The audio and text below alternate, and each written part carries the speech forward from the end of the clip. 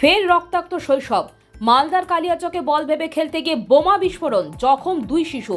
CCTV ফুটেজে স্পষ্ট দেখা যাচ্ছে এক শিশু বল ভেবে মাটিতে তা ছুঁতেই বিস্ফোরণ হয়। মালদার কালিয়াচক থানা আলিপুর 2 নম্বর অঞ্চলের শেরশাহী লক্ষ্মীপুর এলাকার ঘটনা এটি। বোমা বিস্ফোরণে আহত শিশুরা হলো আবাদিল খান বয়স 9 বছর এবং সাইম খান বয়স 7 বছর। সংশ্লিষ্ট এলাকাতে তাদের বাড়ি। আহতরা মালদা মেডিকেল কলেজ হাসপাতালে চিকিৎসাধীন।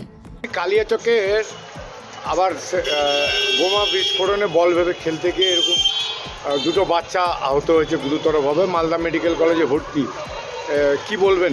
কালিয়াচকটা একটা বর্ডার থানা, ওদিকে বাংলাদেশ, এদিকে ঝাড়খণ্ড সব, তো ন্যাচারালি দুষ্কৃতের আনাগোনাটা বেড়ে গেছে। আর এটা পুলিশ দেখছে, কে ইনভলভ না আছে অ্যাকশন হবে। বলছি, এখনো দুলাল সরকারের হত্যা মামলা আসামি ধরা পড়েনি? এত আসামি ধরা পড়েনি একটা ভুল, এত আসামি ধরা পড়েছে, মেয়ে যে ষড়যন্ত্র করেছে তাকে ধরতে পারছে না। বলছি, এত বোমা এত অস্ত্র কোত্থেকে আসছে বাবা? বললাম তো, বর্ডার ডিস্ট্রিক্ট, ঝাড়খণ্ড থেকে চলে আসছে, এখান থেকে আম চলে আসছে। বিএসএফ কে দায়ী আছে এর জন্য? হতে পারে, নাকের ডগায় কিভাবে আসছে।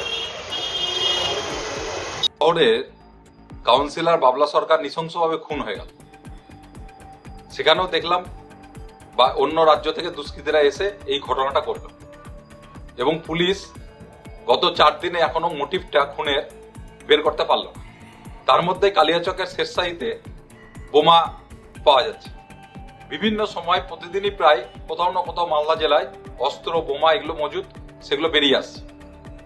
এটা কিন্তু তৃণমূলের বা শাসক দলের ছত্রছায়া ছাড়া এটা সম্ভব না।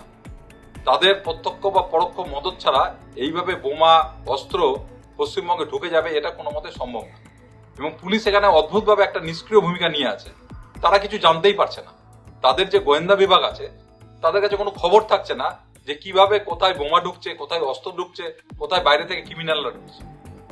এটা নিয়ে সাধারণ জনসমাজ এবং জনজীবনের মানুষজন সকলে কিন্তু আতঙ্কিত আছে।